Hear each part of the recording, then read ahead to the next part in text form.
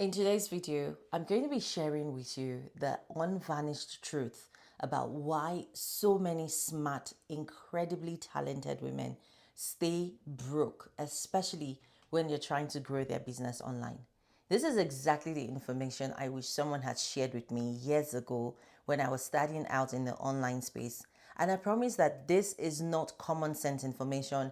It is actually the thing that most people want to hear or need to hear, but nobody's actually talking about it. If you're new around here, my name is Kome. I'm a business coach, and on this channel, I talk about how to make money online, build a business, and how to create content as an entrepreneur. If you hear anything that sounds exciting, be sure to hit the follow button and join the community. So, years ago, when I was starting out online as a highly educated woman, I thought it was going to be very easy to just come on the online scene and start to make a lot of money. And this is the assumption I've seen a lot of people also have. The challenge is that traditional education does not translate into online money smarts. This is something that a lot of people find surprising when I tell them, but it's actually true. You see, in traditional education, when we go to school, they teach us how to follow theories, systems, and frameworks that have been thousands of years in the making. The sad part is because we have gone to that extent of multiple degrees, and some of my clients even have doctorate degrees. You find out that because we are so used to book work learning, we're expecting someone to throw a textbook at us and say, go study. Online business doesn't work like that a lot of the time. Instead, in the online space, you have to be very good at reading the room, changing direction, pivoting when you need to, being easy to speak and communicate. And all of these things are not things that are traditional in learning. So, what ends up happening is that people who are super book smart struggle in the online space, especially when it comes to marketing, advertising, content creation, because it's just very, very different from what they are used to. The worst part of the whole thing is that what makes sense for you in traditional work environment and in traditional education doesn't actually make sense in online money making, because in online money making we demand. There is a different way we communicate to encourage people to be attracted to us and to buy from us. I think another thing I've really observed about highly intelligent women when it comes to selling an offer online is they suffer a lot from analysis paralysis. Going back to the whole framework we use in education, where when you're studying for an exam, you are consulting different textbooks at the same time. When you do that in online business, what ends up happening is you confuse yourself. You are seeing different school of thoughts, different creators, different people and their different strategies, and all of these things are working. Is it okay for you to sell low ticket? Yes. Is high ticket working? Yes. How about community? It's also working. What about MLM? It's also working. So at the end of the day, you're looking around for the framework that works and you end up confusing yourself.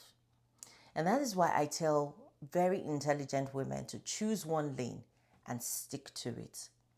The more you look around, the more you are going to be scattered and you will find it very difficult to make any money. The third thing I've actually observed is the fact that we think about perfection so much. So remember, in traditional school environment, when you write a test, you are graded. And based on your grade, that's how they decide whether you're good enough, whether you've passed, whether you deserve to go to the next grade, or whether you need to actually resit that exam. Online business is different because in the online space, nobody's grading you. The only score that matters is whether your strategy is working and whether people are buying. If no one is buying from you, then you've automatically failed that entire business scene. And that's why a lot of people struggle, because they think that they need to be perfect when all they need is to take action in the right direction. I remember speaking with one of my clients, and her biggest challenge was she didn't think that she looked the path. She didn't feel like she looked enough like an expert to put her knowledge online. And so, for every step she was taking, she had so much self doubt. She didn't look luxury enough. Her skin was breaking out. Her hair wasn't tidy enough. She was constantly double guessing and second guessing herself.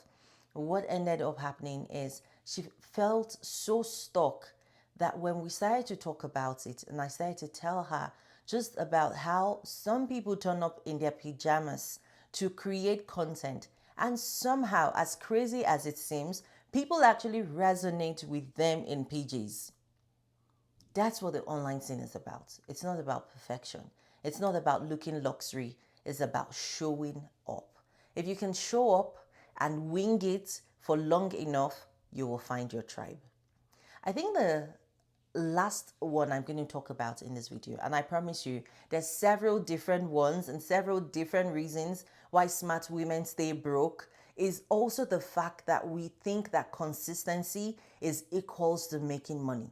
So you would hear smart, intelligent women talking about how you need to create content and stay consistent, but they don't sell enough. And sadly, being consistent does not lead to money, because they're equating it with doing your homework. You know how at school, if you didn't do your homework, then you're a bad kid. Like your teacher is so upset with you. Well, the online business space is very different. It's not about you being perfect. It's not like having perfect attendance. It's not about just showing up for showing up's sake. Are you communicating to your ideal customer, and are they resonating with the message? If you like, you can post content straight for 1 million days, but if you never actually tell your audience how to follow you into the business area, how to buy from you, you will never make any money. And that brings me to something that I like to talk about, which is the art of selling. You see, in traditional work and traditional education, they never really taught us how to sell. You know, a lot of people are so intelligent, so capable, so exposed and experienced, but they only taught us to get jobs, which is one employer for so many years. I know people who have been in the same role at the same company for 20 something years, and they're content. The workplace is very different from the marketplace. In the marketplace, you are not just going to get one job, you have to be able to sell to multiple people at the same time. And in fact, the more people you sell to, the bigger your business is and the more prosperous you will be.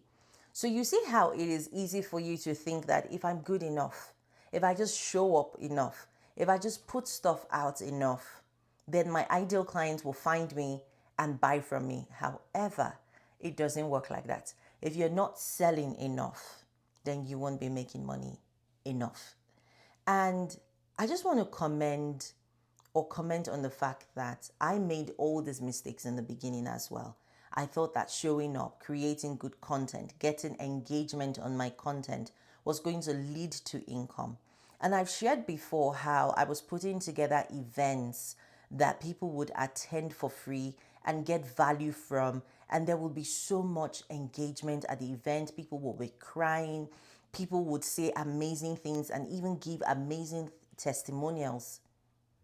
But it wasn't until my coach sat me down and told me what I was doing wrong before I started to get a transformation.